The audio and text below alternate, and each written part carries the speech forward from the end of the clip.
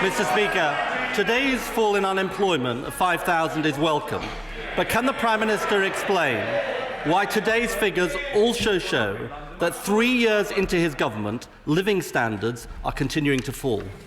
Well, first of all, I think it is worth actually announcing to the House what the unemployment figures today show, because they show employment, the number of people in work in our country, going up, they show unemployment going down, and they show that, I know the party opposite don't want to hear good news, but I think it's important we hear it.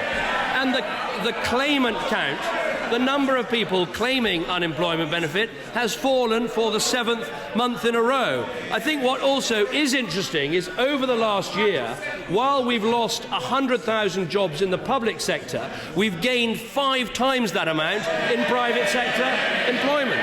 The figures do show some increase in wages, but obviously real wages have been under huge pressure ever since the calamitous boom and bust on which he presided. But what is good for people is that under this government we're cutting their income tax this year. Ed Miliband. Mr. Speaker, he's into his 4th year as Prime Minister, and his excuse for falling living standards is, don't blame me, I'm only the Prime Minister. It's simply not good enough.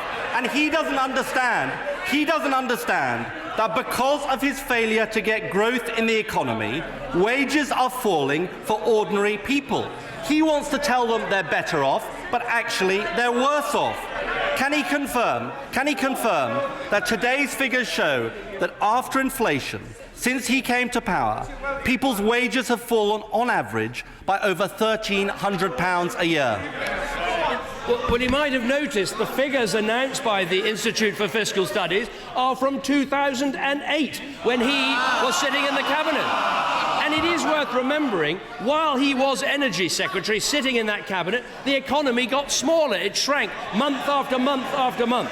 Under this government, we see over 1.25 million more private sector jobs, a good growth in private sector employment this year. That is what's happening. Of course, living standards are under pressure, and that is why we are freezing a council tax. Look, the Shadow Chancellor is shouting away, as ever.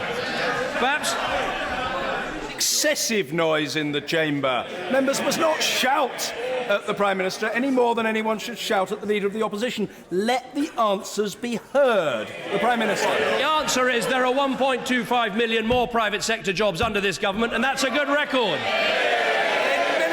Mr. Speaker, no answer from this Prime Minister on the living standards crisis that is facing families up and down the country. And you know, it's no wonder what his side are saying about him. This is what the Honourable Member for Leicestershire North West wrote about him at the weekend.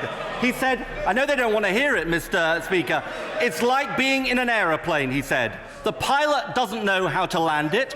We can either do something about it or sit back, watch the in-flight movies and wait for the inevitable. Mr. Speaker, I couldn't have put it better myself about this Prime Minister. The reality is this, day in, day out, what people see,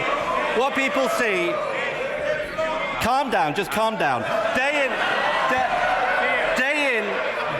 the Crimson Tide is back. Day in, day out. What people see is prices rising, wages falling, while the Prime Minister tells them they're better off. He claims the economy is healing, but for ordinary families, life is getting harder. They're worse off under the Tories.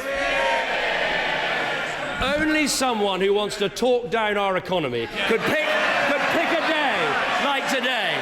More people in work, unemployment down, youth unemployment down, the claimant count down. Not one word of respect for that good agenda on jobs.